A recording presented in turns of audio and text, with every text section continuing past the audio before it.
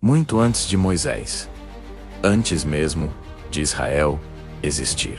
Havia um homem comum, numa terra pagã, que ouviu uma voz que mudaria tudo. O nome dele era Abrão. Mas o que há por trás da história desse patriarca? Quem foi realmente o homem que ousou questionar o próprio Deus?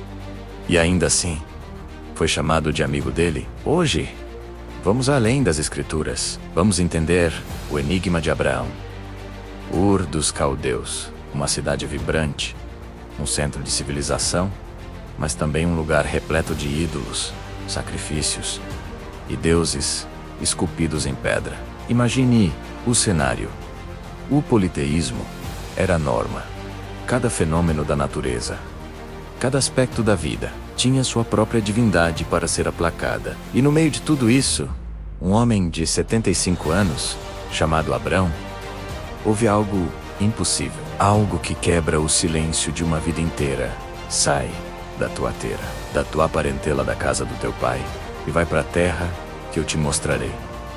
Pense nisso por um momento. Não foi uma visão espetacular com anjos e trombetas.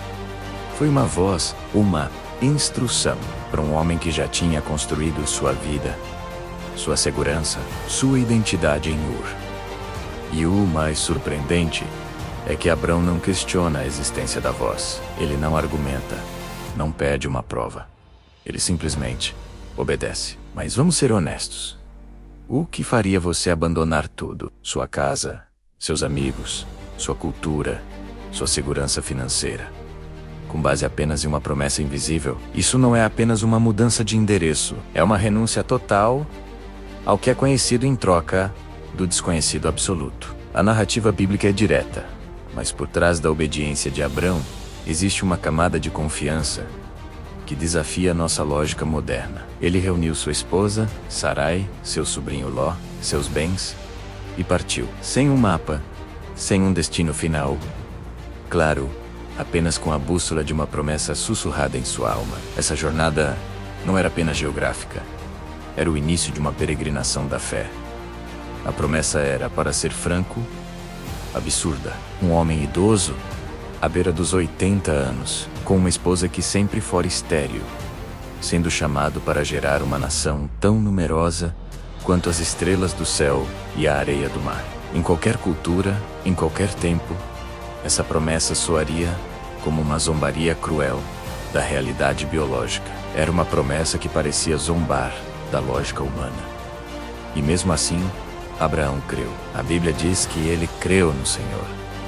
E isso lhe foi imputado como justiça. Essa fé, essa confiança, que parece cega à primeira vista, seria o início de algo muito maior do que ele próprio. Não era uma fé passiva, de quem espera sentado. Era uma fé ativa, que o mantinha caminhando dia após dia pelo deserto, montando e desmontando acampamentos, vivendo como um estrangeiro, na própria terra que lhe fora prometida. Mas será que fé é apenas acreditar, sem questionar? Ou será que a verdadeira fé é lutar internamente contra a dúvida, contra o medo, contra a impaciência, e ainda assim continuar? A história de Abraão está cheia desses momentos de luta. Ele e Sara tentaram ajudar a Deus com Agar, gerando Ismael, uma decisão que trouxe conflito e dor para sua família. Ele teve medo e mentiu sobre Sara ser sua irmã.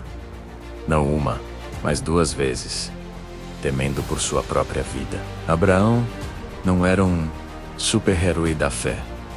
Ele era um homem real, com falhas e fraquezas. E é exatamente essa humanidade que torna sua fé tão poderosa. Mesmo em meio às suas falhas, ele sempre voltava para Deus, construía altares, conversava e reafirmava sua confiança naquela promessa inicial. A fé dele não era a ausência de dúvida, mas a persistência, apesar dela. Ele olhava para o céu estrelado, não apenas como um espetáculo da natureza, mas como um lembrete pessoal e divino.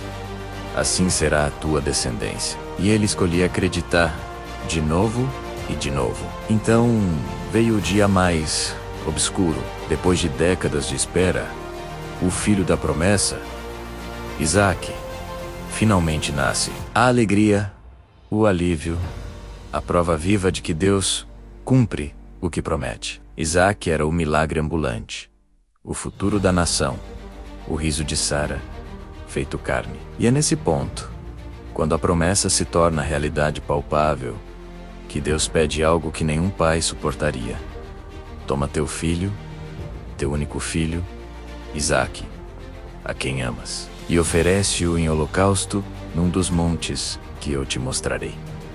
As palavras são brutais. Cada uma delas parece calculada para aumentar a dor. Teu filho, teu único filho, a quem amas. É um teste que parece contradizer a própria natureza de Deus, o próprio caráter da promessa. Que tipo de fé é essa, que exige o sangue do próprio filho milagroso? Abraão mais uma vez obedece. A Bíblia narra sua ação de forma sóbria, quase fria. Ele se levanta de madrugada, Rat Alena prepara o jumento e parte com Isaac. Mas imagine o que se passava em seu coração. A cada passo rumo ao Monte Moriá, o silêncio de Deus deve ter pesado mais que 1000 vozes. A pergunta inocente de Isaac: Pai, eis o fogo e a lenha, mas onde está o cordeiro para o sacrifício? Deve ter rasgado a alma de Abraão. E a resposta dele é uma das declarações de fé mais profundas de toda a Escritura. Deus proverá para si o cordeiro. Meu filho. Ele não sabia como, mas confiava que o mesmo Deus que realizou o milagre do nascimento de Isaac, de alguma forma, proveria uma solução. E no último instante, no momento de agonia máxima, quando a lâmina se ergue sobre o menino, uma voz brada dos céus: Abraão, Abraão, não estendas a mão sobre o menino, nem lhe faças nada. O teste termina. Um carneiro é providenciado, preso pelos chifres num arbusto. A fé é provada não na sua perfeição, mas na sua disposição de ir até o fim. E naquele monte, o homem comum se torna uma lenda, o pai da fé. Olhando para trás, Abraão não fundou um império como os faraós. Ele não escreveu códigos de leis como Moisés, nem construiu templos grandiosos como Salomão. Seu legado não está em monumentos de pedra, mas na tapeçaria da história humana. Sua história de fé radical moldou não uma, mas 3 das maiores religiões do mundo: judaísmo, cristianismo e islamismo, que juntas abrangem mais da metade da população mundial.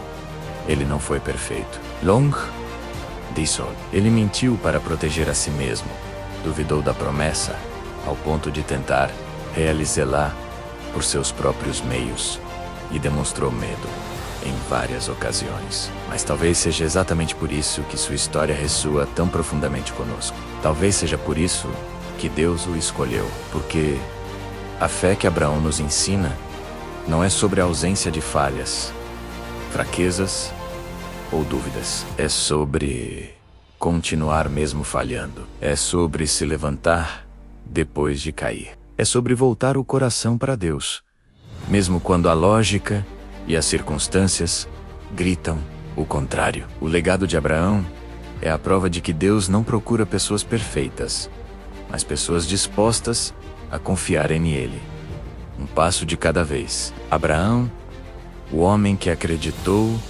quando tudo ao seu redor dizia não, que caminhou sem saber o destino final, confiando apenas na voz que o chamou, que esteve disposto a sacrificar seus próprios planos, seus sonhos mais queridos, para confiar em um propósito maior que o seu. Sua história nos convida a refletir. Quantas vezes nós também não nos encontramos em nossos próprios desertos, enfrentando promessas que parecem impossíveis? Quantas vezes a voz da dúvida soa mais alta que a voz da fé? A jornada de Abraão nos mostra que a fé não é um sentimento, mas uma decisão. Uma decisão de obedecer, de confiar e de caminhar, mesmo quando o caminho à frente está escuro. Talvez o chamado de Deus ainda ecoe nos desertos do nosso tempo, não de forma audível, mas nos anseios profundos da nossa alma. E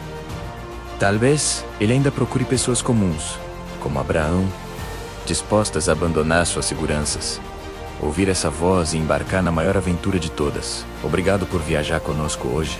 para além das escrituras. Se esta história tocou você, não se esqueça de curtir o vídeo, se inscrever no canal e ativar as notificações para não perder nossas próximas jornadas. Deixe seu comentário abaixo sobre o que mais te inspira na vida de Abraão. Até a próxima.